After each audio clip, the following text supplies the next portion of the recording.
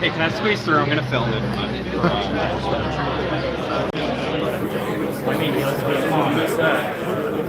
Charlotte Hawkins.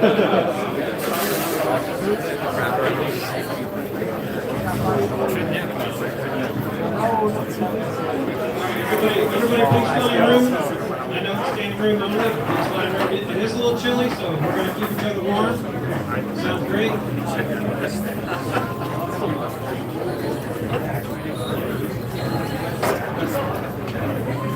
Hey, I want to sincerely thank everyone for coming out this evening. So my name is Phil Freeman. I am the Vice President of the Republican Club of Greater St. Augustine. I accidentally submitted. James Fishback for coming in and talking with everyone.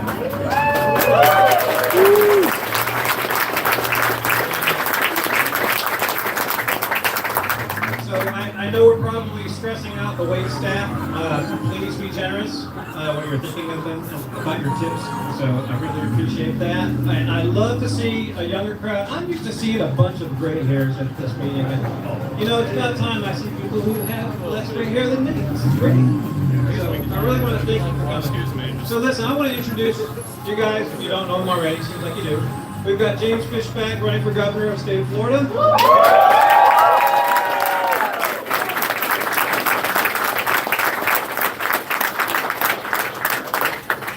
Thank you. All right, I'm just going to turn it over to him. Thank you, Bill. Well, we're at Applebee's, folks. This is your neighborhood, and it's a neighborhood for Floridians. It's a neighborhood of people from all walks of life, all ages, all faiths, all backgrounds, all creeds who recognize now is our moment. We have to fight. We have to build on the work of our forefathers, and we have to defend the America First movement with every fiber in our being. I'm sorry, it is very difficult.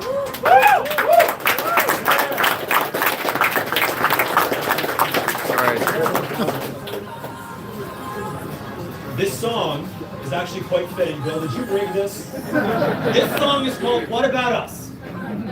And I'm sorry, I'm sick and tired of well, did you see what happened with the illegal? I said, what about us? Did you see that Blackstone, their stock went down? I said, what about us? Okay? I am sick and tired of us, people in the media saying, why don't you have compassion for insert group here? And our response is, where's the compassion for the people who built this country?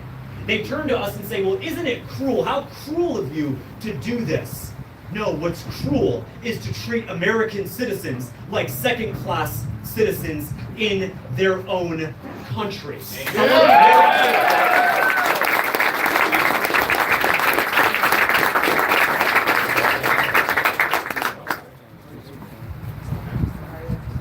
Apparently we're in the primary, Bill. There's a primary Republicans, you've got Byron Donalds, you've got straight comments. And what? Look, as Barack Hussein Obama said, don't boo vote. How did they take Mike? I don't know who said that. Look, the point is this. Apparently the primary is over because David Jolly, the Democrat, has attacked us already. He put out a statewide press statement saying that I am a racist, that every single one of our supporters is racist for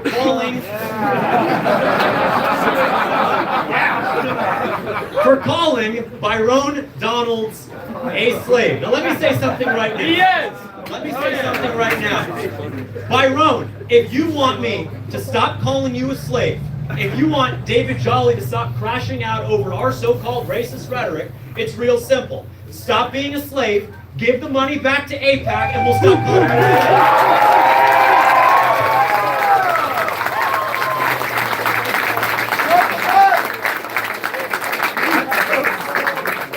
you. It's almost that simple. And so the primary, I guess, is over. Thanks, guys, we won.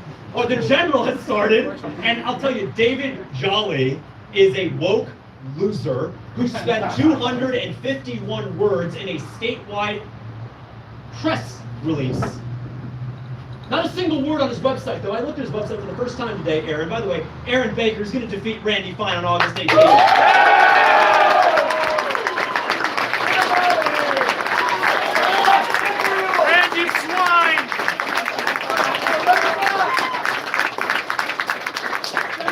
Israel. Well, Brett Cooper was right. If he loves Israel so much, he could just go there. I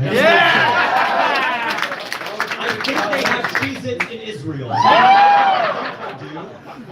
think they do.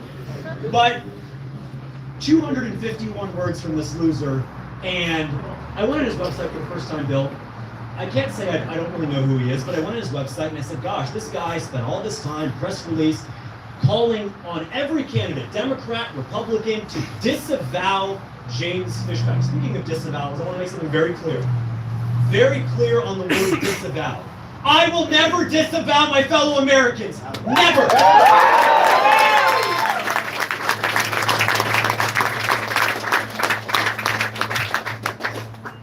Back to what I was saying. 251 words in a stupid press statement. And I went on his website and I went to the issues page.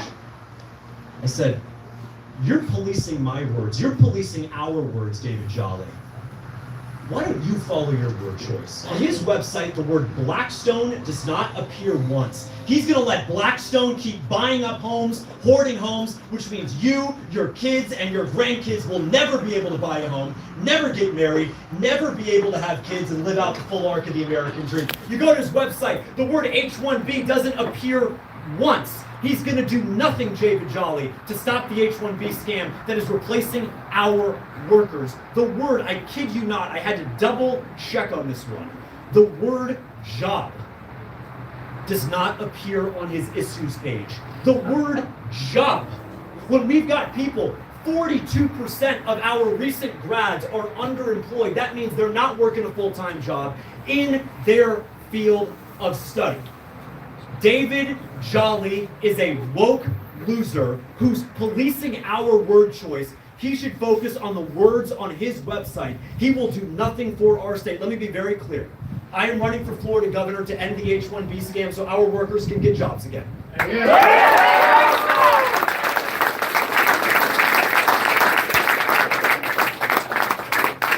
I'm running for Florida governor to ban Blackstone, BlackRock, any foreign national from buying up their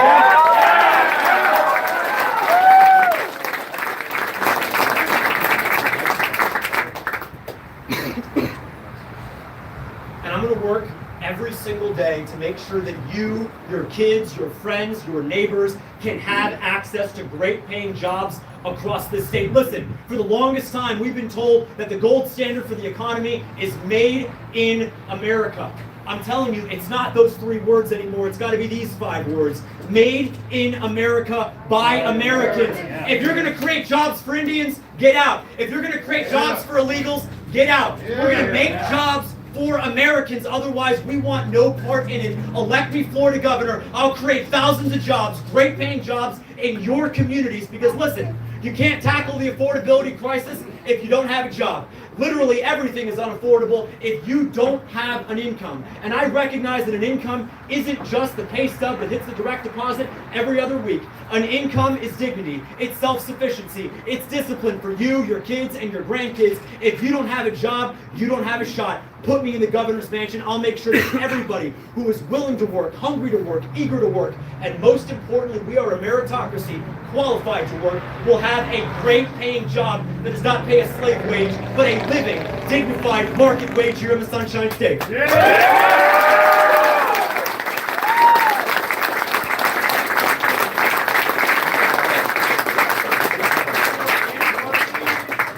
Listen, no more H-1Bs, no more H-1 Byrons, okay? We're sick of them. And I'll tell you right now, the Republican Party is only useful if they deliver what we need them to deliver on, okay?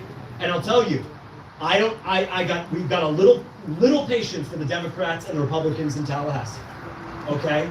Here's a crazy idea. We always start with first principles.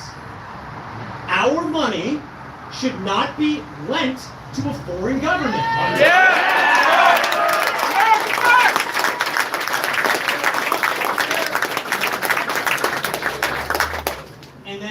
And then they agree. I agree. It should not be lent to Qatar. It's not lent to Qatar. It should not be lent to Russia. It's not lent to Russia. It's not lent to any other country. But Florida law actually has a specific exemption. It says that you cannot lend money to a foreign government with one singular exception. Israel! We know what that exception is. And so I got some flack. I think we all did, collectively. And I said, look, on day one, the $385 million that are stupid politicians, I don't care if they're Republicans. Who cares if they're Republicans? That's right. When Republicans do stupid things, we call them out for doing stupid things. Okay, look, when your friend does something stupid, you don't just sit there and say, keep doing it, keep doubling down on it. A real friend doesn't tell you what they want to hear. A real friend deserves the truth. And here's the truth. On day one, I'll sign an executive order to bring back all $385 million that was sent to Israel. Bring it home. We want it back now. We want it now.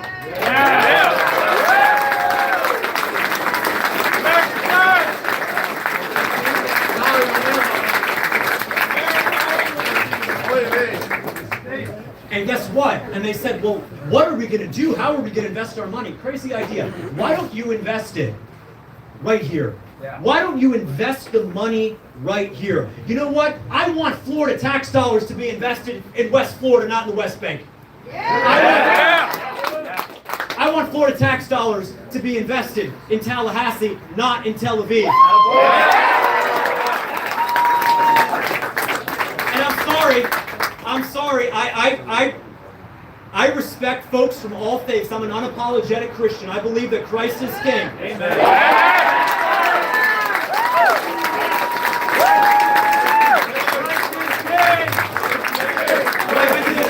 Christ is King! Christ is King! Christ is King! Christ is King! But I'll tell you right now, they're going to call us anti-Semitic for saying it, but I'm going to say it because those are fighting words, and I'll tell you right now, white guilt, anti-Semitism, those things died in 2025. We are done with it. Bye. We worship the Jew! 109 countries couldn't be wrong. More than that. Fishback for governor. 110 coming soon. Yeah. I like my coins unclamped. Oh, God. I didn't hear any of that. Optics. Not everything. But what was I saying? Something about, okay, all right. So I was saying this line, doing this sort of the parallelism. So the $385 million, we're going to bring it back. We're starting a program here in Florida, year one. It's called Rise and Shine. We're bringing back the $385 million that our politicians stupidly sent to Israel. We're starting a statewide down payment assistance program. If you are young, if you are married, if you elect me governor, there's a $10,000 check with your name on it.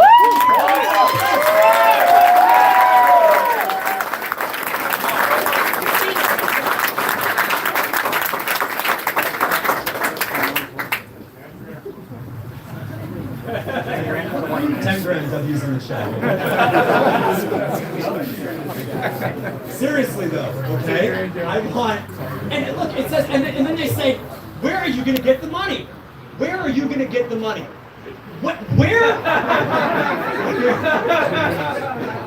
Where did we get the money to send Ukraine $300 billion to lose a stupid war? Where did we get the money for $5 billion to Israel every year? Where did we get the money for the Pentagon to now get a $500 billion increase? Guys, it's really simple. Invest in Americans and we put America first.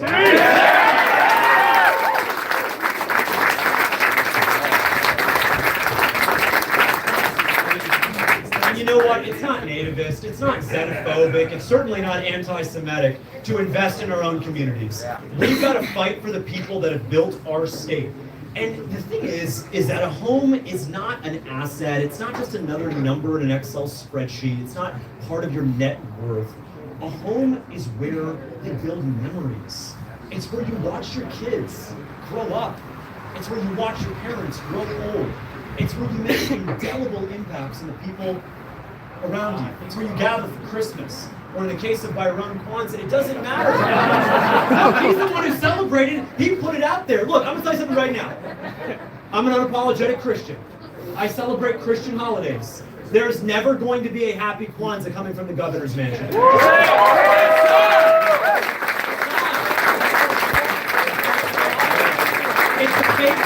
It is a fake black nationalist anti-Christian holiday. And so I don't know why Byron would, but at the end of the day, we have to say very simply that we are all created in God's image. We are all created in God's image. And we are commanded to follow God's law. Luke 6:46 is my life's verse. Why do you call me Lord, Lord, and not do as I say? And I think what we have to be very honest about is that a lot of us, including myself at times, we believed in Lord, but we haven't actually followed the precepts and the commandments of the Lord. I want to be very clear right here, right now. You elect me Florida governor. Not only are we not doing the not Kwanzaa thing,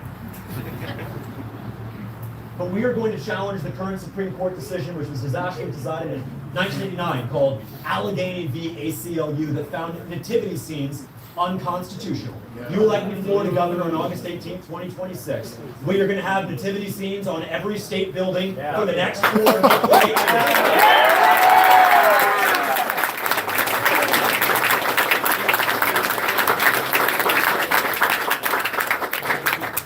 You know why? Because if you believe in the dignity of families, if you believe in the power of the two-parent household and what the family unit represents, not just for our state, not just for raising a child, but what it represents for our culture, then you have to elevate the most important family in all of human history. That is the Blessed Mary, that is the Father Joseph, and that is our Lord and Savior Jesus Christ.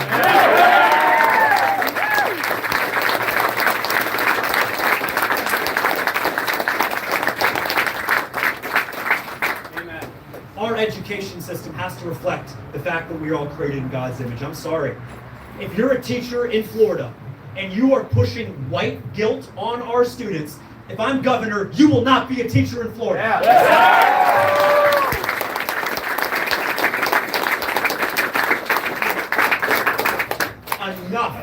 Enough. Stop telling the white kids to apologize to the black kids. And guess what? Stop telling the black kids that there's something somehow wrong with them. They are not oppressed. They are capable of greatness. They too are created in God's image. We are done with the slanderous lie that has divided our country from the left and the right. We are Americans. We are created in God's image, and our education system must reflect that truth.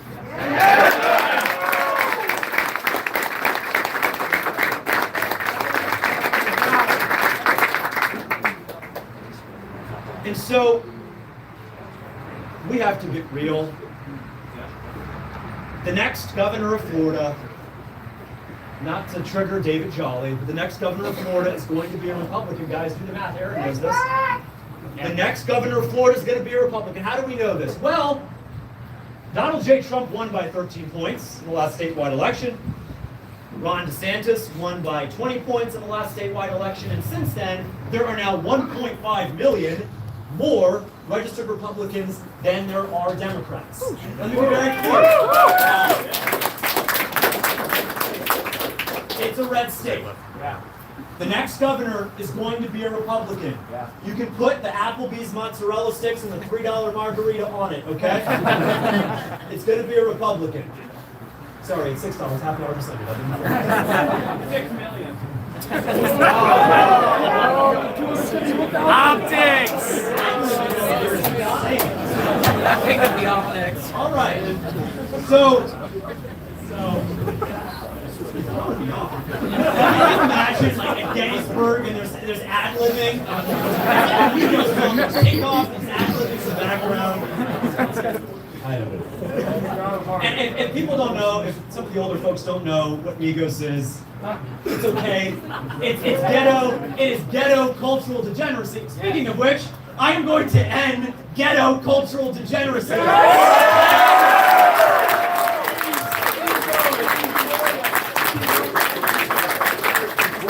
I'll tell you something right now. The ghetto cultural degeneracy hurts everybody, but it also hurts the black kids. It hurts the black kids who show up who study hard, who came to school, and you know what? They don't want some ghetto kid with jeans at the knees, AirPod in one ear, smelling like a blunt, walking around fighting the teachers. Listen, our schools are for learning.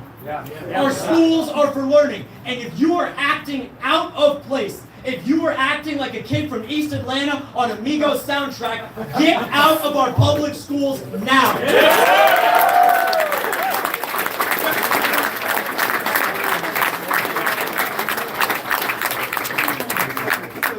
And I'll tell you something right now. The governor lives in Tallahassee. I'm going to live in Tallahassee. Byron doesn't want to live in Tallahassee. His wife, we were at dinner in August. His wife told me it was a dump, so whatever. They're not going to live there. So, interesting observation. But I'm not going to spend a lot of time in Tallahassee. I am going to be on Paw Patrol, going around the state, visiting schools, working with teachers, hopping into schools all over the state, because as President Reagan said, trust but verify. I'm going to be verifying that we are doing what we are saying we are doing. Because look, you can have a law on the books, but if you don't enforce that law, it means nothing. Burning down police stations in Minneapolis is illegal, and nobody got charged for that.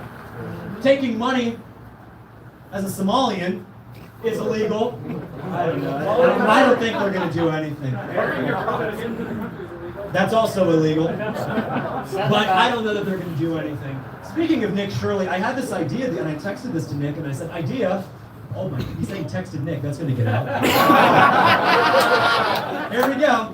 America first, back tonight. I think we actually do have a New Yorker reporter here. It's actually very nice. I think she's going to be honest. From the magazine. From the magazine. All right. So I said, well, how do we fix the fraud? Are you going to have a task force? Are you going to have some kind of AI? I said, no. Here's how you fix the fraud. Here's how you fix the fraud. New policy.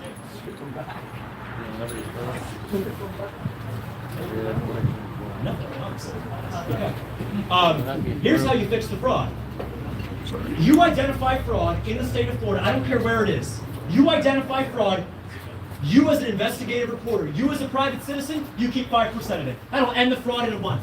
That'll end all the fraud in a month. If Nick Shirley could get $50 million, if people all over the state could roll up their sleeves and do the investigative work just like Nick Shirley did, we will be done with waste, fraud, and abuse in 24 months. End of story. That is how we accomplish it. That is exactly how we are going to fix this problem. Because I'll tell you the truth.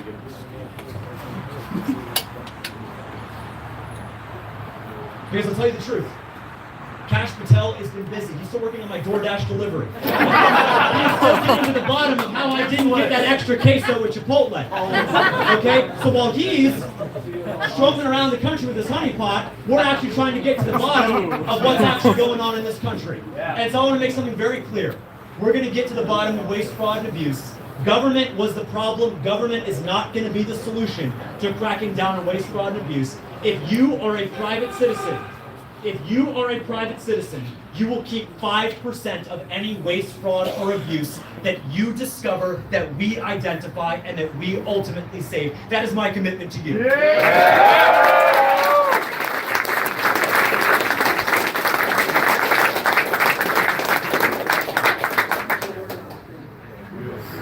You got people graduating from colleges, whether it's Flagler here. I walked out there this morning, took a walk down there, whether it's JU, met some folks from there tonight, FSU, FAMU, but it doesn't matter. Guess what? If you go to college and you do everything right, you're qualified, those jobs should go to you. They shouldn't be going to foreigners who got here 3 weeks ago on the H-1B visa. They can stay in India and make their country great. Elect me Florida governor. I will put a fine on every single H-1B program. We'll end that scam overnight. Because when companies have to pay the fine, they'll look in the mirror and say, you know what? The slave labor isn't worth it. We're going to hire qualified Floridians like we used to. And guess what? That means you can get jobs. You can have an income. You can start a family. You can buy a home. The H-1B scam is threatening our very existence. The ripple effects are massive. The exact rule is going to apply to the offshoring of workers. We have state contracts here in Florida, and my message to every company that receives state dollars via a state contract is this. You got 24 hours. As President Reagan said, now is the time for choosing. You have 24 hours. Do you want to keep your H-1Bs or do you want to keep your state contract? And Aaron Baker is going to be dialing on the phone with me. We're going to call all these CEOs. 24 hours, no negotiating. Which one do you want? You want your $23 million state contract or do you want your 2,300 H-1Bs? We know how they're going to pick. Listen, you don't have a right to take our taxpayer money and then just screw over the very people who gave it to you. I will end the H-1B scam so we can all get jobs again.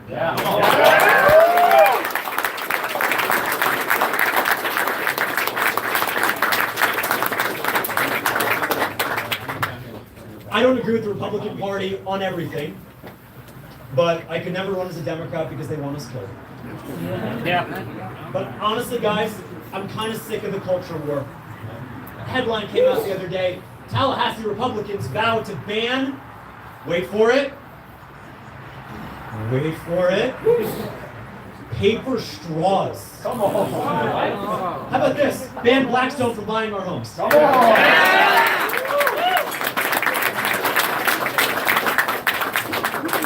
It's like the bread and the circus all over again.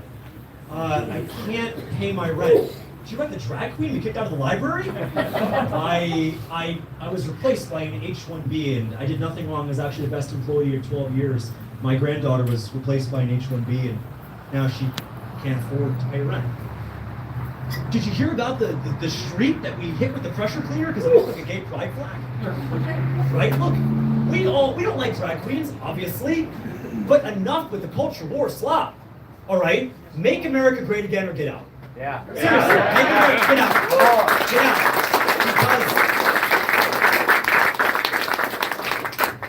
Because you either have to do something.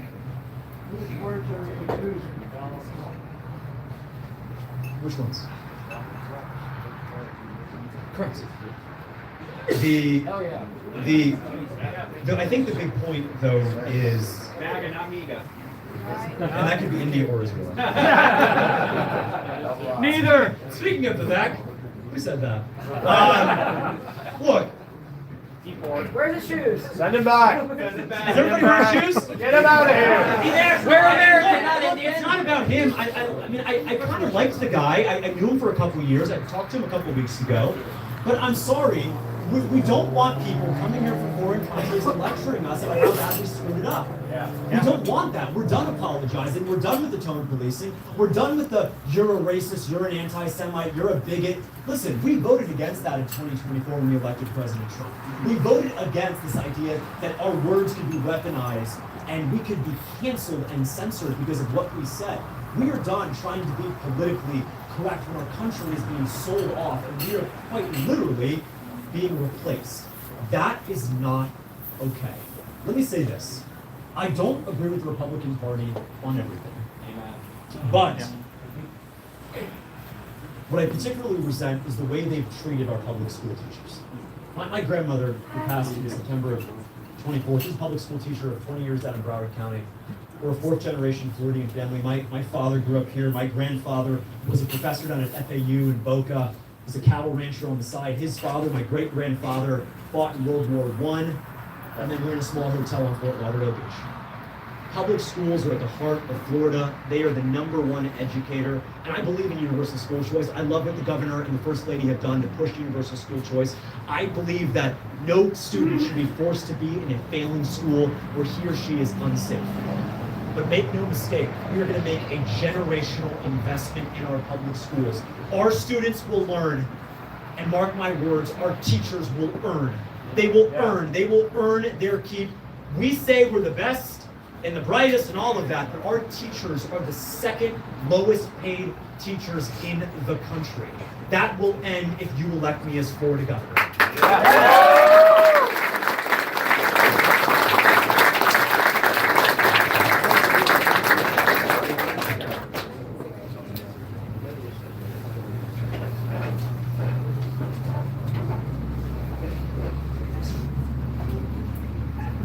And so it's one of those things where I believe in school choice, but I also believe our public schools can be great.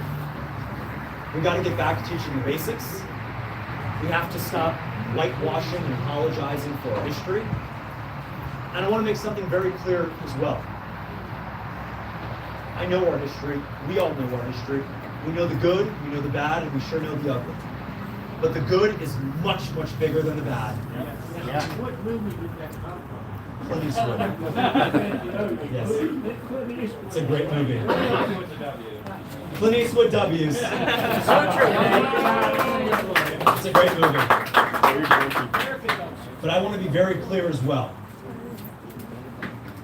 that when it comes to history, especially the history of our state, I will never apologize for our Confederate history and heritage here in Florida.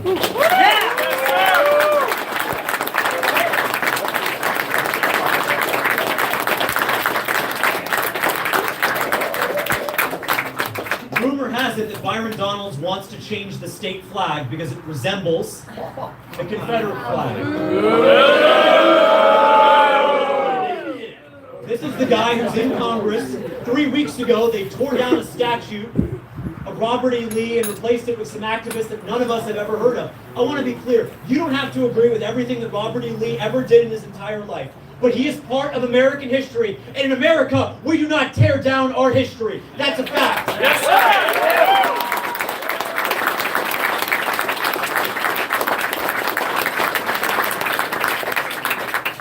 States right. Better than Joe Floridians. Everyone is still Floridians. It doesn't matter. Our movement, as you can see here tonight, is young, it's old, it's black, it's white. Folks from all walks of life who, for better or worse, only 79. Thank you. Let me be very clear.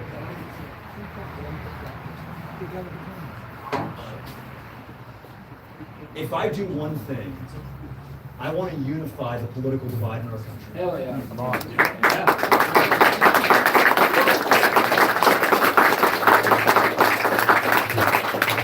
But you cannot have unity without truth. And it's not his truth or her truth. It's sure as heck not they, them's truth. It is the truth. It is the truth, singular. And there can be no unity without truth. And the truth is that Charlie Kirk was assassinated in broad daylight, and we saw them celebrate it. That needs to be called out and condemned. Yeah. We can never unify with people who want us dead.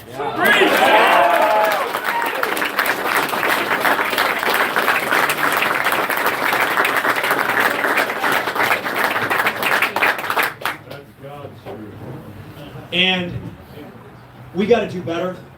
We got to stop with the name calling, and it really starts with the left, but it also starts with the right. Ted Cruz calling our campaign racist and bigoted. Our own so-called lieutenant governor, we call him Stray Collins, we call him JPAC, depending on the day of the week. But what did he say? He said yesterday that Tucker Carlson is dangerous for having interviewed me last week, was engaging in dangerous rhetoric without ever citing what the rhetoric is. Look, in America, we believe in free speech and open debate. And part of open debate is you keep the debate about the issues, not about the ad hominem attacks, not about hurling insults, calling somebody a Marxist and discrediting their opinion, not calling somebody a fascist and calling for violence against our brave ICE agents, and sure as heck, not trying to discount, cancel, censor, and disavow an entire group of Americans. I want to be very clear. I may not agree with something that you say, but I will defend your right to say it if it's the last thing that I do as governor.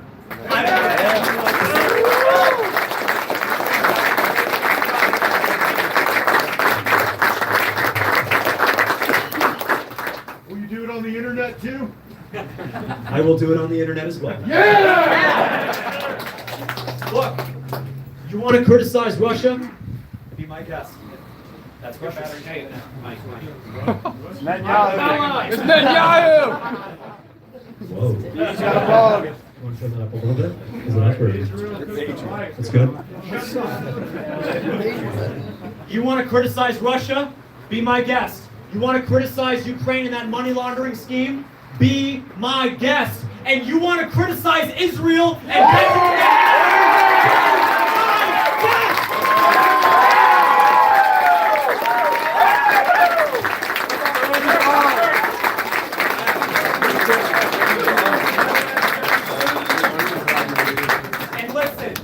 And listen, it's not about. Oh, we're gonna replace the battery. Fishback sticking. Get this picture away from me. By the way, did anybody see the screenshot I posted of Israel calling me the other day? Yeah. Make known, I did not pick up.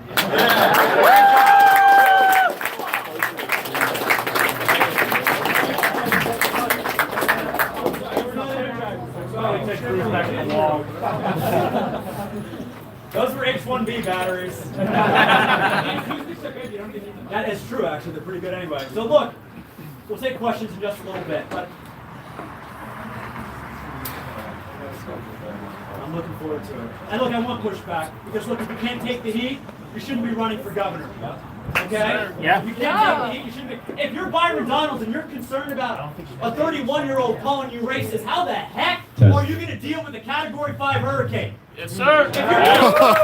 If you're Jay Collins and you spent 4 months asking your wife whether you can run for governor, how the heck are you going to deal with the Category 5 hurricane? I am here with no security at an Applebee's. I'm going to take your questions.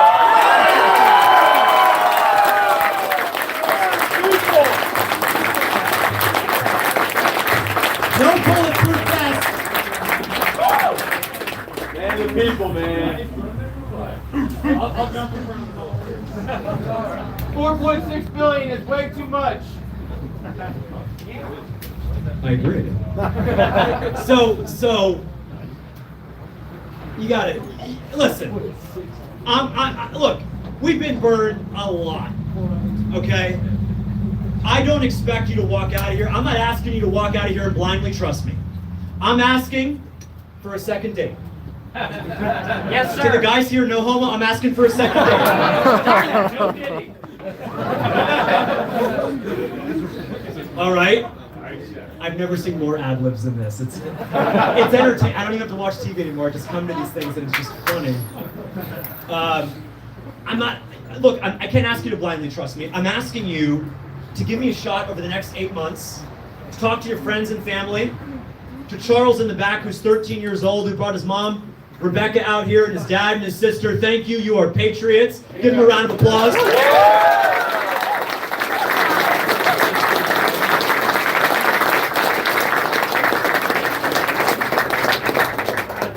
Look, my opponent has $45 million. I don't know how.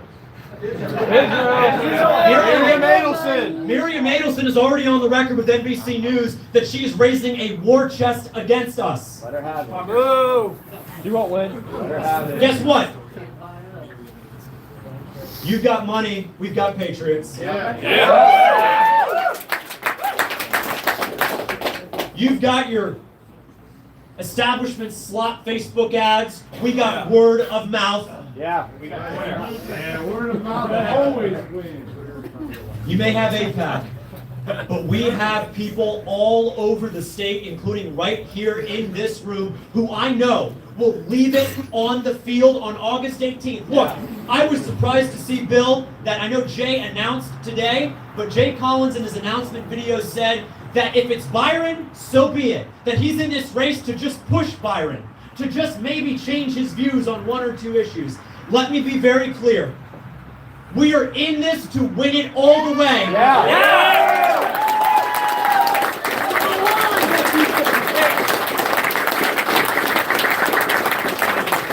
We've got people who care. We've got people who will fight, who are sick and tired of, yes, what some of the Democrats are doing to this country, but honestly, what some of these America Last, know-nothing, do-nothing Republicans are doing to this country. I'll be in this fight till the very end. We will win big, or we will leave blood on the court.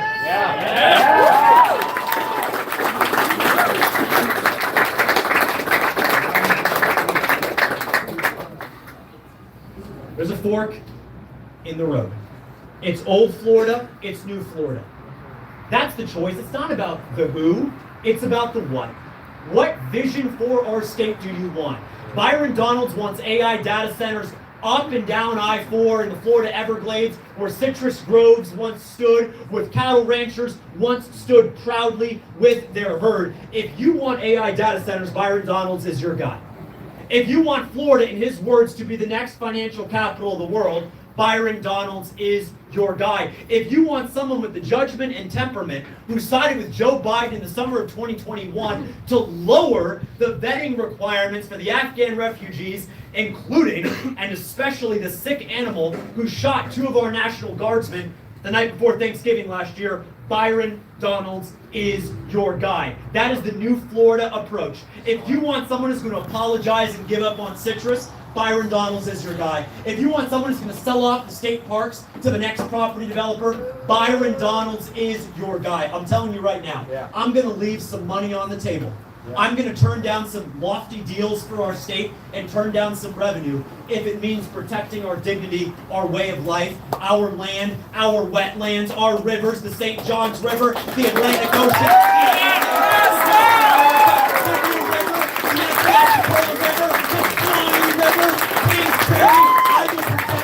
all of it.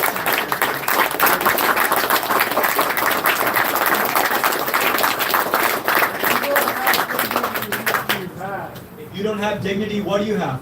Nothing. Nothing. Exactly. They say that Florida is the best state in the country. I think Yes, sir. it's true. Yeah. I know it's true because we have the best people in the country. And whether you've been here for 50 years or 5 generations, or you recently left the tyranny in New York City, welcome home. I'm going to fight for you just as I fight for every single Floridian. You deserve it.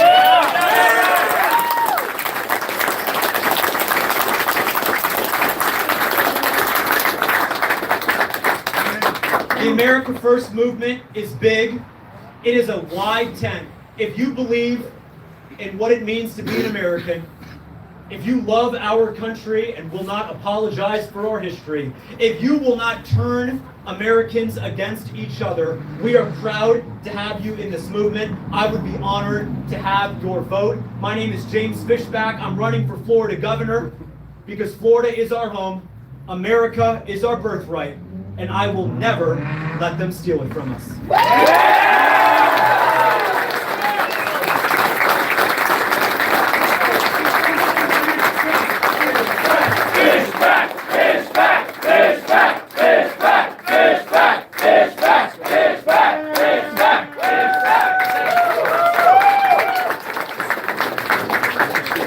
That means you have to register, not just yourself to vote as a Republican, but you have to register anyone and everyone in your life as a Republican. Vote on August 18th. Don't let yourself get disenfranchised. Even if you're our Democrat friends or our independent friends, look, we're not going to agree on everything. That's okay. But if you want someone who's going to fight for the dignity of our neighbors, protect our state from overdevelopment and urban sprawl, make it easier to buy a home, raise a family, and when it's all said and done, retire with dignity, I would be honored to have your vote on August 18th, 2026. I'm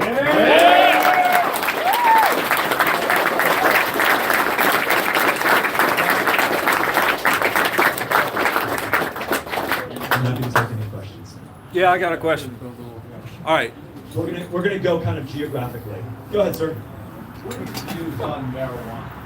As far as the legalization, how much expanded or what's going to the case for So I think that recreational marijuana is an absolute mistake. And it's not my opinion. Go to New York City. Go to Washington, D.C. So my view is different from Byron Donalds. Byron Donalds is pro-recreational marijuana. I am against recreational marijuana. I would never support recreational marijuana here in the state of Florida. Yeah. We might disagree on that. That's okay. But here's my view. I've met too many young men who have struggled with that dependency. It's not even addiction, it's dependency. And they're afflicted by unemployment. They're online all day. They need a way to break out of that dependency trap. And so yes, if you're a veteran who's been afflicted with PTSD, serving us overseas, I will always protect your right to get the health care you need and deserve, whether that's medical marijuana or whatever it may be. But if you are a 17-year-old jit trying to smoke a blunt, guess what? If you're a 17-year-old jit trying to smoke a blunt, I got some fighting words for you. Pull up your pants, put down the blunt, and go to church.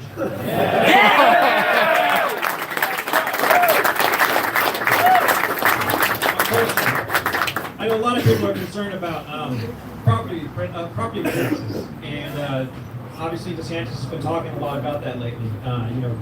We should get rid of property taxes, and he doesn't really say how things are getting funded for local governments, but I'm curious about your views on it. It's a great question.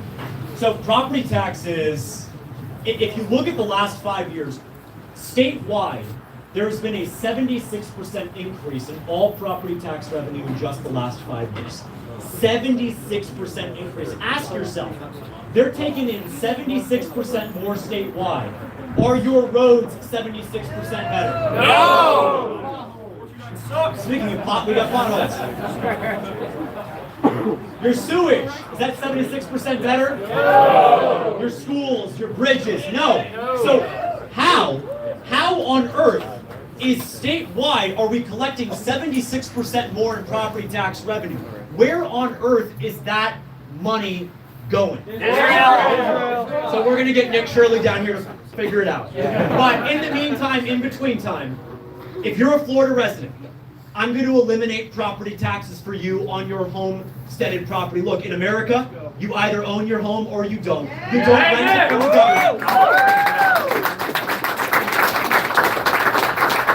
And this affects our parents and grandparents, but it also affects young people, because by the grace of God, if you try that job from an H-1B, if you outbid Blackstone and you finally get that home, you don't have to pay the government $7,000 a year every single year into perpetuity to fund some woke DEI officer in St. Johns County. We're going to end it. We're going to abolish property taxes. It's the biggest tax cut in the history of Florida, and Bill, it'll be the honor of a lifetime to deliver it.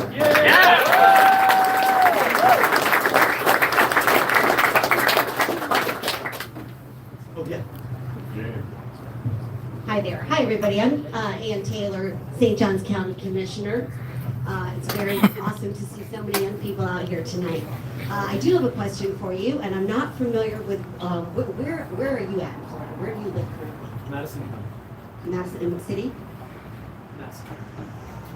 Madison County. Yeah, Madison, Florida, it's Madison. Okay, great, thank you. I just, as a county commissioner, are you familiar with one of the most important issues that is going on in our state right now? The biggest thing that we hear about right now, what is going on, for example, SB 180. Are you familiar with SB 180? What are your thoughts on SB 180? I disagree with it vehemently. I believe that counties should have a role in deciding what they do, and I think the state was wrong to preempt that power away from counties, but I want to be very clear.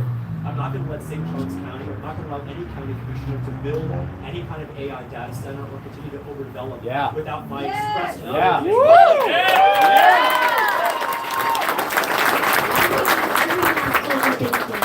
And I really believe it's important that my constituents have a voice. And what's happening right now in our state is that they are putting things in place that take our voice away. I showed up at a meeting recently, our county commissioner meeting, in handcuffs, because literally we can't do anything. So that is a very... You don't want an AI data center. Don't do anything. You don't want that. You sound like a robot. You control developers. real change! America's a sovereign nation, not a corporation.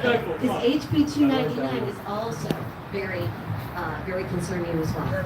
But I believe that, we need a voice at the local level, and we do not want Tallahassee running the entire state. Repeal the 19th.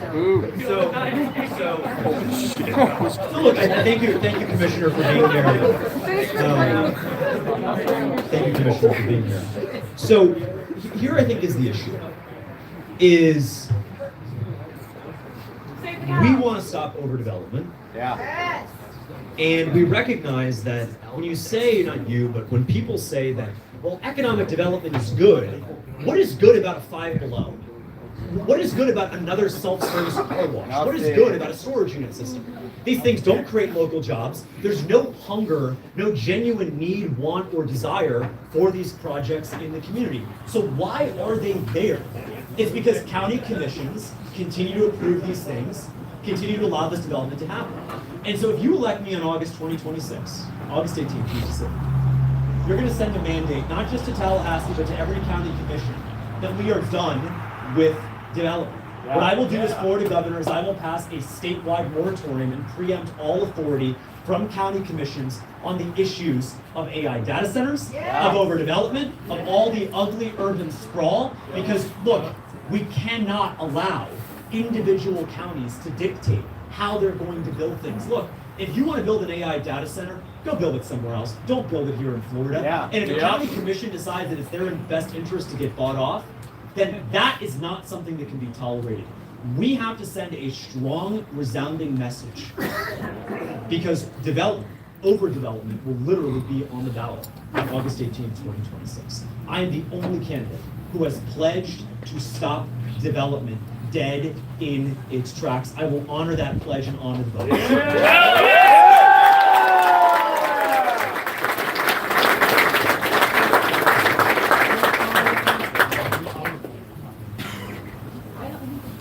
You understood me. So my whole campaign was that I ran on slowing the growth. Slowing the growth. So I am just the opposite. I didn't take one penny from a developer. I am a complete underdog. So I want to put a brake on things, and that's what I'm trying to do. Unfortunately, I mentioned SB 180 because it's laws, bills like that are put into law that keep me from slowing the growth.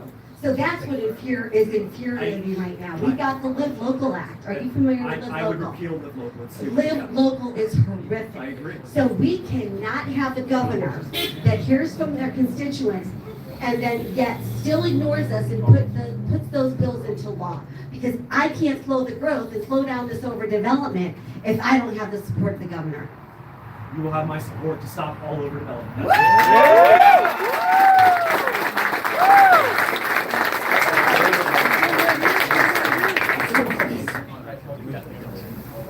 Thank you.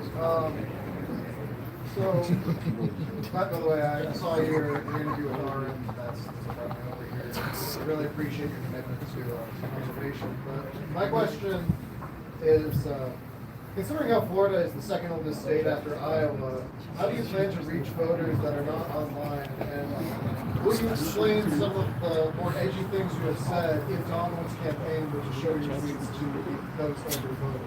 I know that I'm just asking for practical. What did I say? Looks like you're reading a text. Well, and also, like, I have no doubt that the sound bites here today, with the phone and used for campaigns. So I'm just curious what you're planning to do forward, since I like a lot of your content. Yeah, thank you. My plan is to speak the truth. And if Byron Donalds' feelings are hurt, then he should never be Florida governor. It's that simple. I'm sorry, we're done with the tone policing, we're done with the white guilt, we're done with the you're a racist, this, that, and the other. Very, very simply, the Merriam-Webster dictionary defines a slave as someone who is controlled by someone else. Byron Donalds, the way he's shilling AI data centers and calling us the next financial capital of the world, does anyone here want an AI data center? Raise your hand. No. Does anybody here want Florida to be the next financial capital of the world? No. So who is paying him to say these things? Well, we can look at the donor list online. And so until and unless he stops being a slave to his donors, I'm going to call him a slave to his donors. And speaking of political correctness, Robert, could you come up here, please? Robert? Calling Robert. Robert! I am honored to be in the presence of Clay County School Board member Robert Alvaro.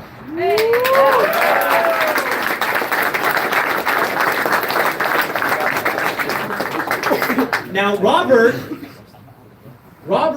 made a Facebook video a couple weeks ago in which he had a very interesting observation about where a lot of the disciplinary issues comes from in our public schools. He was just speaking the truth. And guess what happened? The State Board of Education, which is full of Republicans, has alleged Republicans, so-called Republicans, has illegally summoned him to show up on January 21st in Tallahassee to explain his comments, including the fact that he committed the capital crime of agreeing with one Nicholas J. Fuentes in public.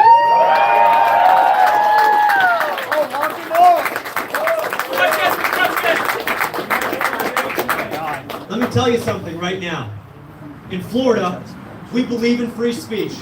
We protect the First Amendment. Robert is not going to that stupid anti-free speech tribunal on January 21st in Tallahassee. But I will be there to remind them of what the First Amendment stands for.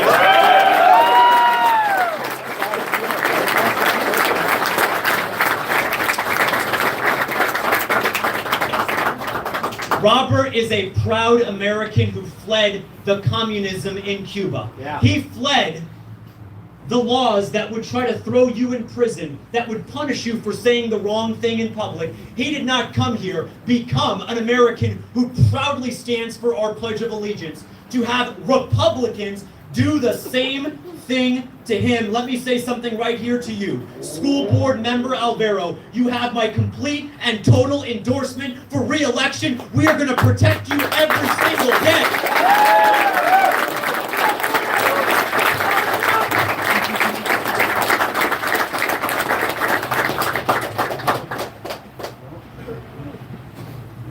I'm a lost of words right now. So I'm gonna say, as a Hispanic man, love America, I said, I swore to defend the Constitution and honor the Pledge of Allegiance. Here, Mr. Fishback is the guy that we need to elect for governor. He's going to protect the freedom of America. He wants to run America first. That's what we need. People want America first. Yes, sir.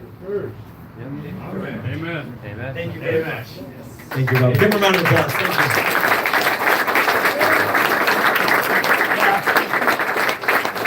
you. Go ahead, sir. Where do you stand on protecting the Second Amendment? What will you do to ensure that? Yes, sir. Automatic weapons. So, the ad-libs are insane. I'm sorry. Give us tanks! On my air 15 and 18. All right. So, thank you for the question, sir. The Second Amendment is not a recommendation. It's not a suggestion. It's a constitutional right given to us by God, protected by the Bill of Rights of the U.S. Constitution, signed in the summer of 1787. Let me be very clear. Parkland, February 2018, was a tragedy. What was equally, and I'm sorry, it was equally a tragedy for Rick Scott and the Rhino loser Republicans to use that tragedy to take away our Second Amendment rights here in Florida.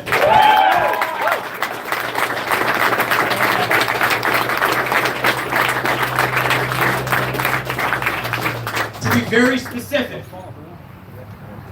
if you are old enough to die for your country, you are old enough to buy an AR-15 223 with an FRT, no waiting time, no red flag, no.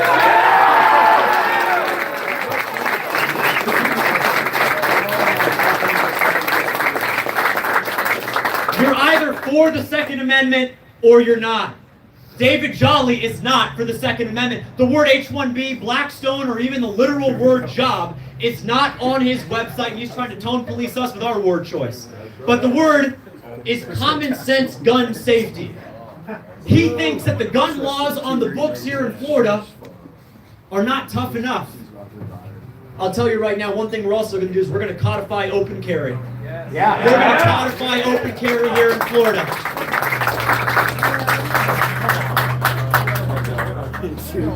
Thank you.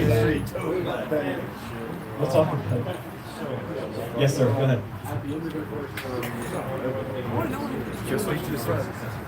Such a great question. At the end of our first term, what will be a successful term?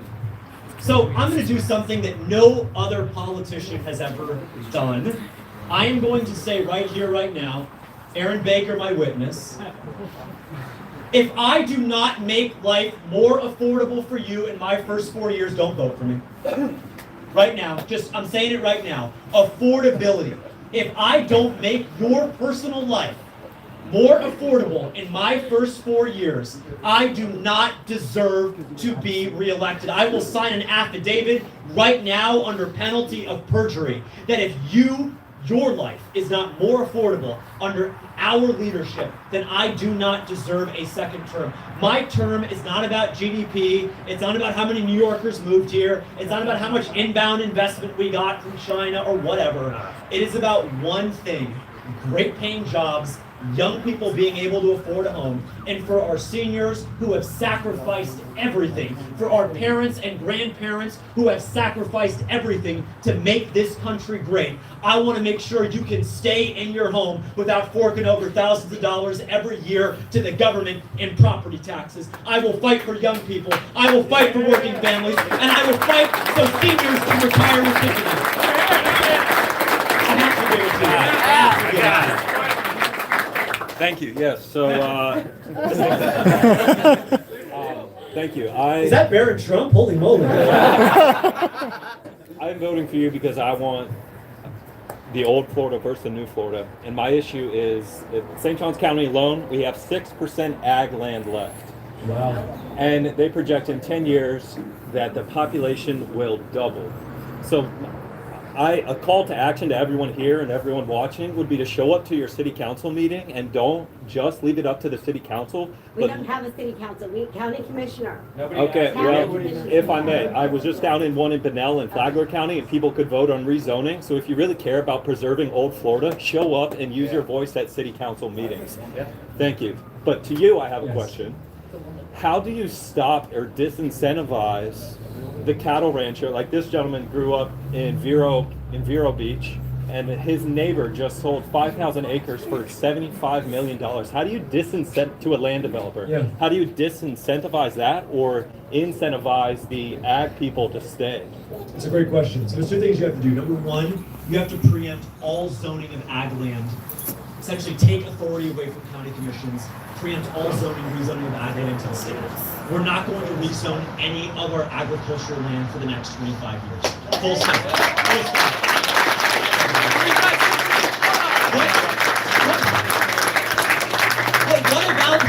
What about the Margaritaville you wanted to build on that cattle ranch? What about the AI data center you wanted to build on those wetlands? No, we're not doing that. And if we leave some money on the table, so be it. And then secondarily, we actually have to have an economy and a government that fights for the cattle ranchers who built our state, fights for the farmers who built our state, fights for the citrus growers who built our state. Here's how you do it in a small way, but in a really symbolic way. Michelle Obama, allegedly, Michelle Obama was supposed to fix our school lunches. We've got somebody from St. Johns County here, a public high school student. Can you come here for a second? How are the school lunches in your public school? They're awful. Here's what we're going to do here in Florida, okay? It's called the Sunshine Grant Program for our cafeterias.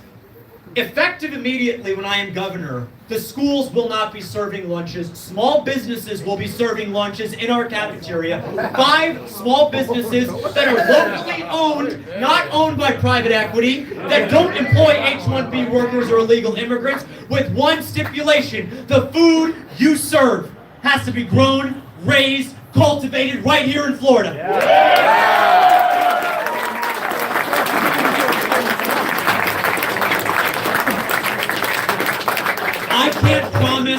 I can't promise that we're going to revive anything, but I'll tell you right now, you're going to have a governor in Tallahassee who's going to wake up every day wondering, what can we do to make it easier for our cattle ranchers? How can we make it a little bit easier for them to bring their product to market in our public schools everywhere our state does business? That is why I'm running for Florida governor.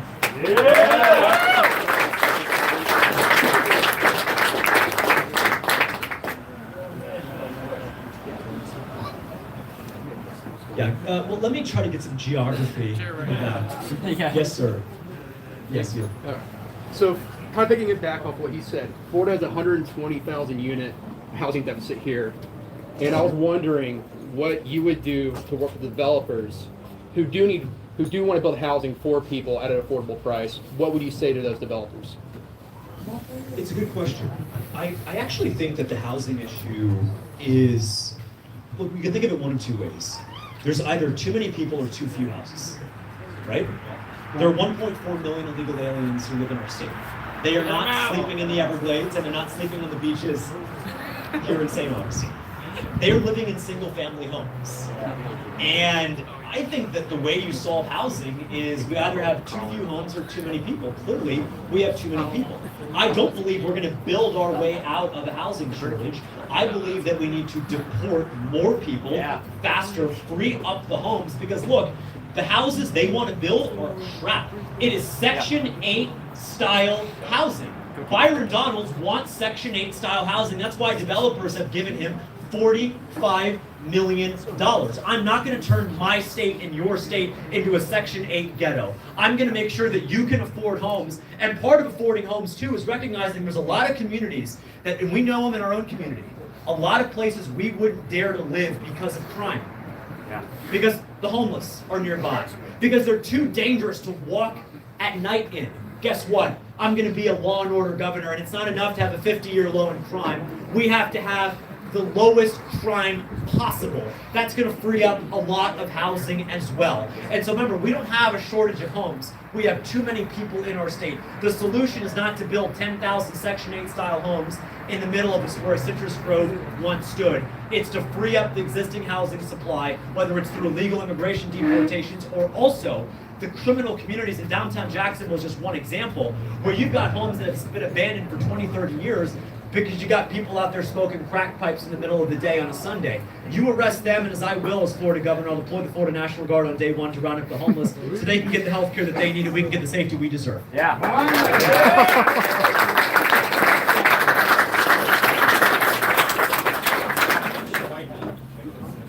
White hat, okay. You are a Catholic, right? I am not apologetic. There's a question. So, you remember John F. Kennedy said that the German voters, being Catholic will not affect my policy. And I always, I wouldn't lie about that, but in retrospect, two kinds of criticism. How can someone claim to be fractured Catholic and the Catholic faith not to do with how they govern people? What would your dialogue look like with the bishops in the state of Florida? Like, as a Catholic and you do intellectual submission to the Catholic Church, how does that look in your role as governor? If, say, your policies come in conflict, I mean, I'm Catholic as well, but, you know, our bishops sometimes have questionable, and it's not universal across the whole church, but certain bishops have certain views. What will your dialogue look like? And, yeah, I guess, when would you, that's kind of the question, wherever you go with that. What would dialogue? I do not answer to the bishops. I answer to one man and one man only, and that is Jesus Christ.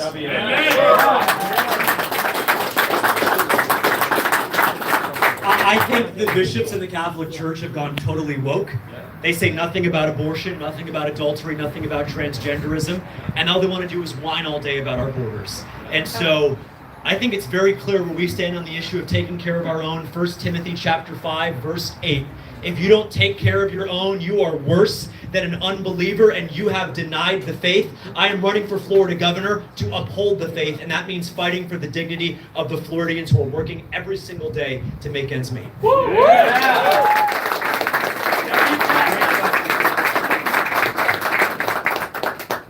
Yes, go ahead. Okay.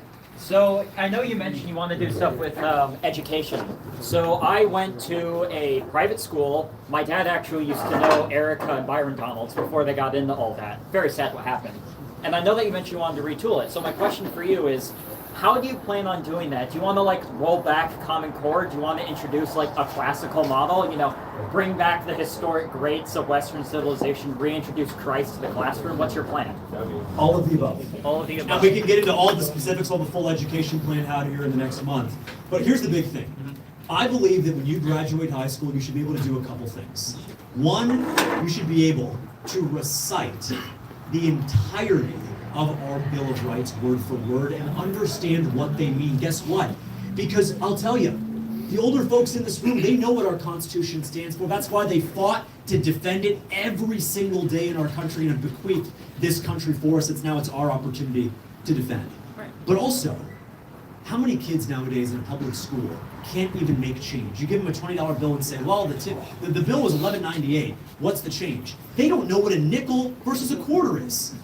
And so what is this idea that we have the best education system in the world? If you walk into public school right now and you walk into an AP Gov class, an advanced placement US government class, and ask people in the room, what the 10th Amendment does and how it conflicts with how states decide Second Amendment law. Ask them what Plyler v. Doe was, or Dobbs v. Jackson, or the Bruin decision in 2022 that made clear that the Second Amendment is fully 100% protected by our Constitution, and that when it comes to gun laws, they have to be consistent with the history, text, and tradition of the United States. And until and unless young people can do that, hold them back. Hold every single one of them back. It's classical education, it is real-world advice, it is career technical education, and yes, it is being able to make change. Let me also say that prayer is important. Prayer is important. I know it in my life that when I'm stressed, I just take a moment to just step away from all of it and reflect and pray. And right now, at a public school, if you told the teacher, hold on, before we take the test, before we get into chapter 4, could we just take a moment to individually pray? And if you stood there as we will stand here, and you said our Lord's Prayer, your teacher wouldn't let you. Let me be very clear, as Florida governor, you will be allowed as a student to pray in our schools once again. Woo!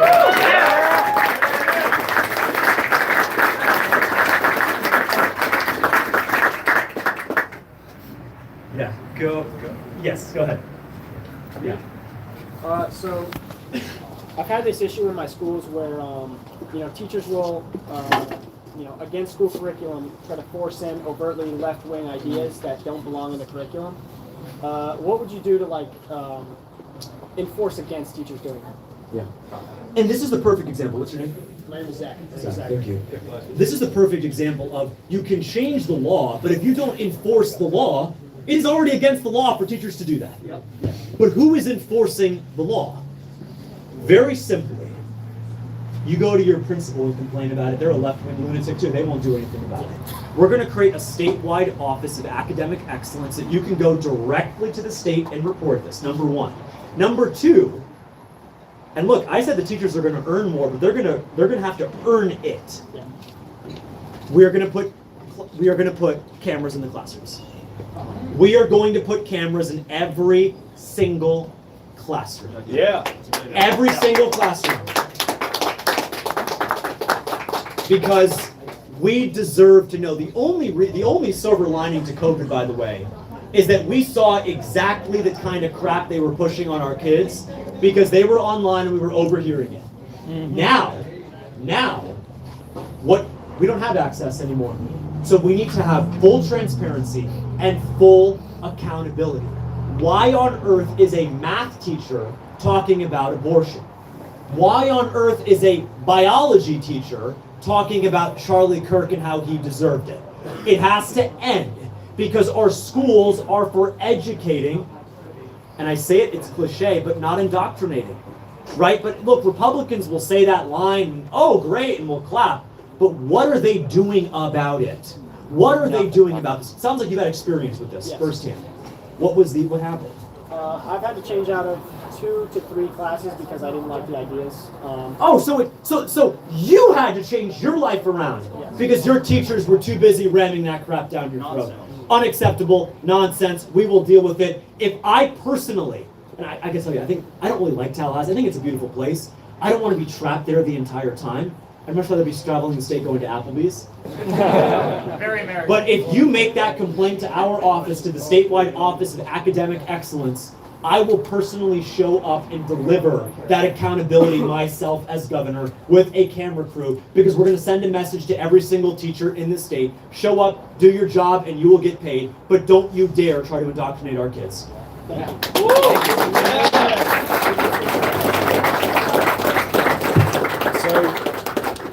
I'm from Vero Beach, and we've seen in the last probably 5 or 10 years, we've had 5 or 6 packing houses knocked over. So we got a little bit of citrus left, a little bit of cows. So how would you fix the greening problem, or look at the greening problem and try to revitalize the citrus industry? So the greening problem is interesting because, as you know, China. This came from China. Mm-hmm. What else came from China? COVID! Other names? What's the other name? Kung flu. What's the other name? Kung flu. What's the other name?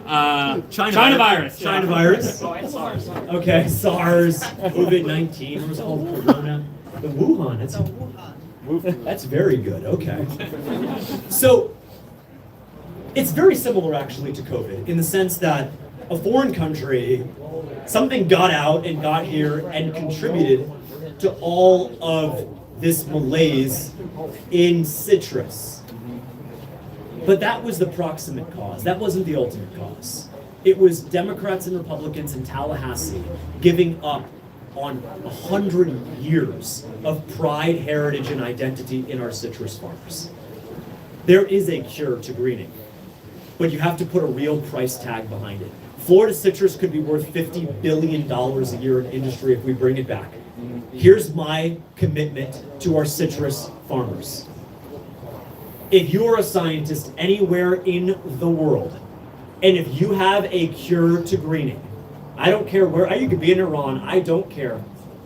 We're gonna pay you $1 billion if you can solve greening. We test it, we prove it, it solves greening, we'll pay you $1 billion, and guess what? That is a drop in the bucket. A one-time $1 billion is a drop in the bucket to bring back what could be, again, a $50 billion industry. We're gonna bring back citrus, or I'm gonna die trying.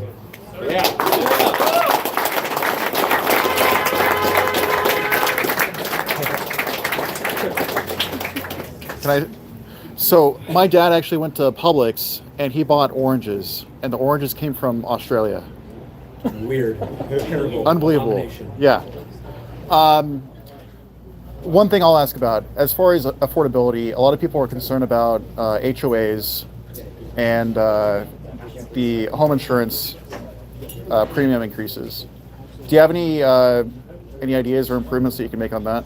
Yes. So, when we talk about housing affordability, we don't just talk about buying the home and the down payment. We talk about staying in the home and not getting evicted because you didn't pay your property tax, your HOA, or your property insurance. We have the highest HOAs in the country, the highest property insurance in the country. Yeah. Here's what we have to do right off the bat. What the HOAs are doing, and I'm not being hyperbolic, I'm not exaggerating, what the HOAs are doing is literally criminal. They're charging $500, $600 to cut the grass and paint the fence every 6 months. That's criminal. That's actual fraud that's happening within these HOAs, real kickback schemes that are working with contractors, subcontractors, and landscapers. So we are going to launch a 12-month statewide audit of every single HOA. And while an HOA is being audited, they are frozen. They cannot raise HOA fees on anyone. We have to protect that. And then number two is these property insurers are really doing a game of highway robbery. You'll live in the same place for 15 years, and then all of a sudden they'll say, it's a flood zone. Out of nowhere. And it's never flooded. You've lived there for 15 years. We didn't even have a hurricane for the first time in how long? And it's a flood zone. You know why they say it's a flood zone? Because they use that climate change model. We know that that's a hoax. Yep. And so as Florida governor, I'm going to ban any property insurer from using a model that randomly, surreptitiously, abruptly imposes costs on you. I am not a Republican who's going to sit here and say that all regulation is bad. Regulation, when it is limited and it protects working people and our seniors and our young couples, isn't just good, it is necessary. And I will proudly do that as your governor, whether it's HOAs or property insurance. We're done with the price gouging. Awesome. Thank you. I kind of have two questions in one. First, do you plan on bringing back or creating gun safety courses in our high schools? And secondly, do you plan on bringing back or creating CTE programs like woodshop, owl shop to our high schools as well?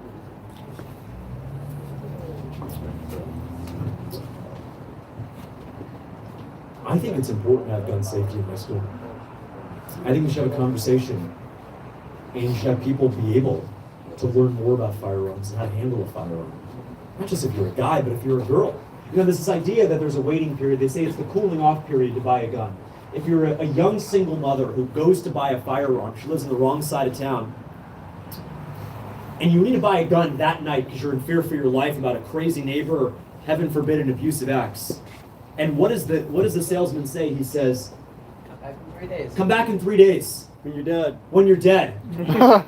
Look, it's very clear about the Second Amendment. You have a right to bear arms, not on their schedule, whenever we want it. Right. That's the truth. We have to defend them. It shall not be infringed. And it's not with certain conditions on how you're feeling and it's 3 days. No. If you're a single woman and you are in fear for your life, I will defend and make sure that you have a right to defend yourself whenever you want. To your point about career technical education, here's my big picture vision for our public schools. When you graduate high school, you should be prepared, qualified, and skilled to work a full-time job to make $60,000 a year right out of high school. And number two, we should have a labor market, employers, and jobs that are actually open and celebrate hiring people straight out of high school. I love Charlie. He was a friend of mine. I think we had a debate about this once, about whether college was a scam. I think it is, but it depends. I'm not in that camp, but here's what I believe, that you should be able to graduate from high school and enter the labor market right away and make $60,000 a year. My job as governor is to make sure that our public schools can prepare you to do that, and part of that is career technical education. Thank you. James. As Jeb Bush said, please clap. Right behind you is Keith Willard. He's sitting down, the older gentleman you spoke with earlier. Yep. Hey, Keith. He's got a question. I want to make sure he gets his question in, if you don't mind.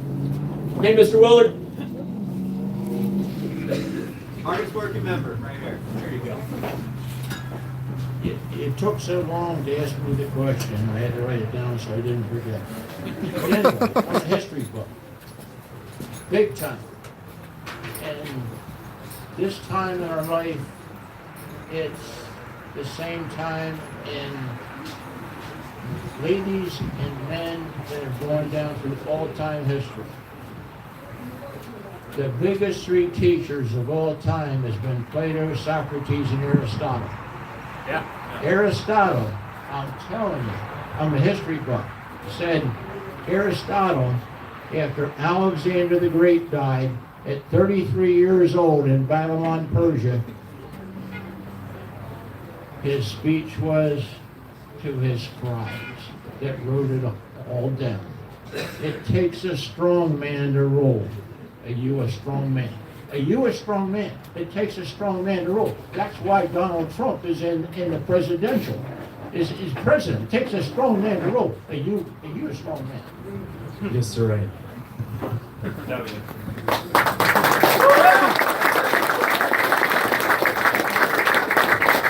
And look, don't take my word for it. I'm not telling you to believe something you can't see with your own eyes.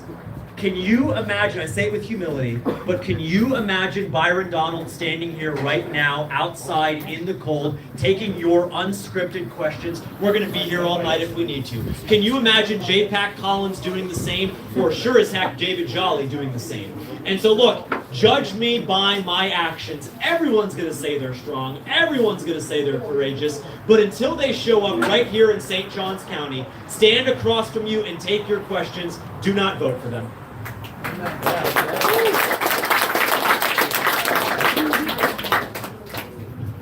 My question resolves like a lot of people. I'm Catholic just as well as you. And it's actually about ICE. I know that you believe that we should deport people because once they came in, that was the crime right there. But I also think we have to look at it as the humanitarian side of it. And the fact is that we just take all these people out, who are we like as Catholics, right? I think that we have to show some humility. I also think that we do need to get people out, but I think we need to do it in a more humane way. I think loading people up on planes, gathering them up, busting down their doors, I think it's inhumane, and I think it's something that as Christians, if we agree with that and let that happen, then who's to let that happen to other groups of people that didn't do something a little bit. And I think it's an extreme on the right, and I think that the left will find their extreme, and I just think that a lot of Catholics need to rethink about it, if that makes any sense, because I think that it's a big thing for a lot of Catholics. So what's your opinion on that? Thank you for the question. And my opinion is the brave thing to do is to stay in your country, make your country great. The courageous thing to do is to stay right where God put you and fight for your family, not flee your wife and kids and come here and steal and take and lie and cheat and steal again and again and again and again. And so I understand that what's happening, I'm not gonna sugarcoat it. I think that what ICE is doing at times is a little bit abrasive. I think it needs to be. I think we need to send a message to everybody who's here, but yes, everybody in the world, that if you break into our country, if you steal our jobs, take food stamps that would have otherwise gone to hardworking Americans, that yes, you will be sent back. Yes, with due process. Yes, with dignity. Yes, with humanity. We cannot have you taking what does not belong to you. We have been a very generous country. And we are not going to pretend or be lectured that we have not been a very generous country. But now is a time to take care of Americans, to put Americans first. The compassionate thing to do, the Christian thing to do, is to look after our own.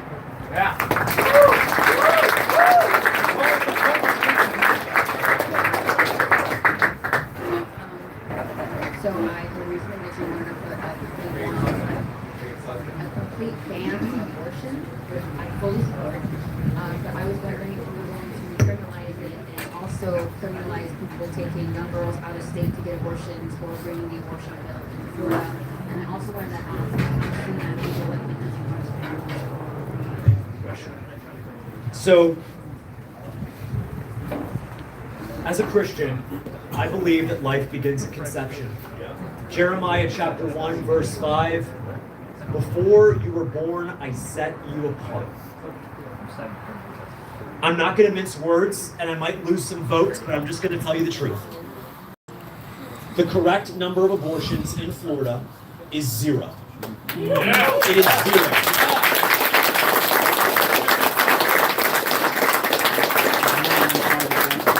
Either abortion is murder or it isn't.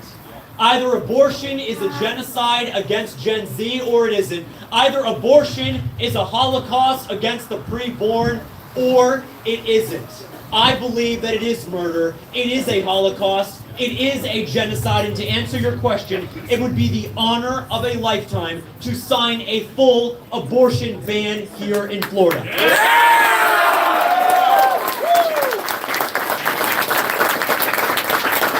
And look, it's not just enough. It's not just enough to shut down every single abortion center in this state. As Florida governor, we'll shut it down. Maybe we'll even burn it down. I don't care. We'll shut those abortion centers down, and guess what? Right where they stood, we will build, we will erect, we will glorify a crisis pregnancy center that is open 24 hours a day, 7 days a week, 365 days a year, because guess what? Abortion's going to be gone in Florida, but unplanned, unexpected pregnancies won't. And to our sisters in Christ, to our neighbors, we respect your ability, that you don't want to be plagued with fear, uncertainty, and doubt. That if you are confronted with an unplanned, unexpected pregnancy, we will welcome you with open arms, with grace, with patience, with kindness and compassion. We will make sure that your baby has baby formula, that you have access to prenatal and postnatal health care. And guess what? I don't care if it's a Democrat thing to say. We're going to make sure that you have child care when that baby is born as well.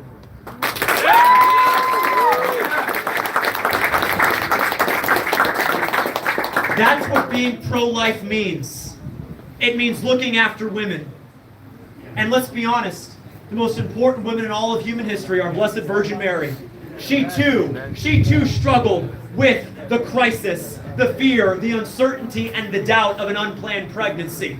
And if she, the most important, heroic, brave woman in human history who birthed our Lord and Savior, Jesus Christ, if she was afflicted with the crisis of an unplanned pregnancy, we will fight for every single woman in this state. Look, it's not enough to shut them down. We have to erect a crisis pregnancy center that defends our women. I will always defend our women just as I do the preborn.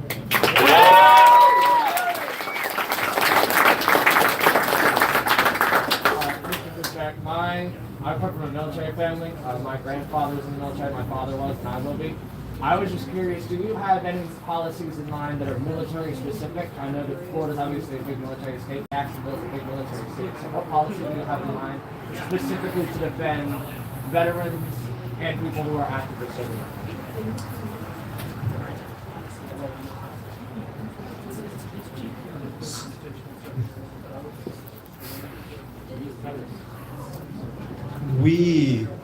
We don't just have to thank our vets, we have to honor them.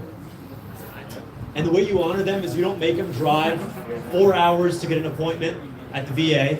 You don't make them wait 5 or 6 months. I saw this firsthand. I took my own grandfather in the last 10 years of his life down to the VA, and that was an absolute hellhole. You don't just thank him when you see him at Costco or at the airport going through security. We honor our vets here in Florida.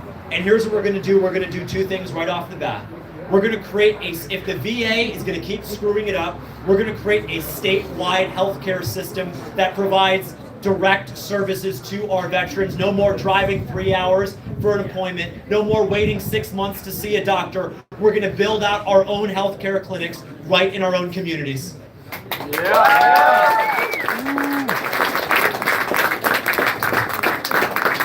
And then we're going to create someone who's going to lead our division here in Florida that oversees our vets and our military. Someone that is trusted, someone that knows what it takes to fight. I haven't asked him yet, but Aaron, I'm going to ask him tomorrow. I think that man should be General Michael Flynn. I think we need someone who has been in the fight, who can actually serve our state and be that point person for our military, for our active service members and our veterans. We have 1.5 million veterans across our state. We have to not just thank them, but we have to honor them. So thank you for that. We have one more. And then I'll go around. I have a question regarding tax. So you said you want to take home tax away, property tax. So how do you plan on keeping public schools, the public schools of Florida, St. Johns County, top tier? How do you plan on keeping them top tier with the removal of all these funds, like the taxes? It's a great question. So we are, as I said earlier, we are collecting as a state 76% more property tax revenue today than we were 5 years ago. We were funding our schools 5 years ago. We were funding everything 5 years ago. So how on earth is that possible? So I believe we can do two things. We can eliminate property taxes for Florida residents only. If you own this Applebee's, you're still going to pay property taxes. If you're a Canadian, you're still going to pay property taxes. If you got a second home in Ponte Vedra, you're still going to pay property taxes. Get over it. You're still going to pay into the system. I will never allow our public schools to be defunded. I'm a public school kid from kindergarten to graduation. My grandmother was a proud public school teacher in Broward County. We have to protect our public schools, but that also means that money is not the solution to all of our problems in our public schools. We need a culture back. We need academic excellence. We need rigor in our public schools. Again, you have my word. We will not cut a cent from our public schools, but what afflicts our public schools is not a lack of money. It is a lack of faith, academic excellence, and standards, and that's what I'll bring to our public schools.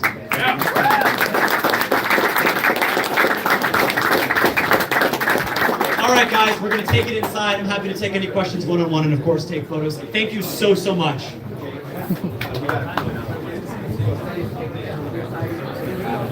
Hey, I want to thank everybody for coming out.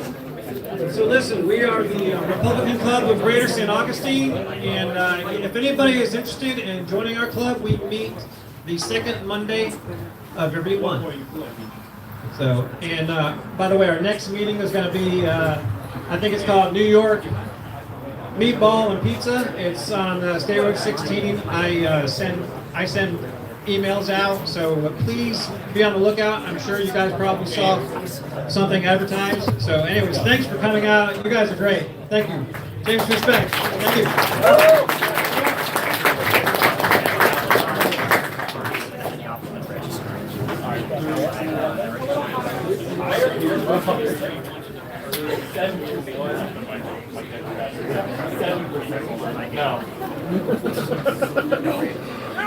Why do the ones that those across the street have made It's like, I swear, I saw part of this stuff, like, it's like, is this from Gondor? No, that's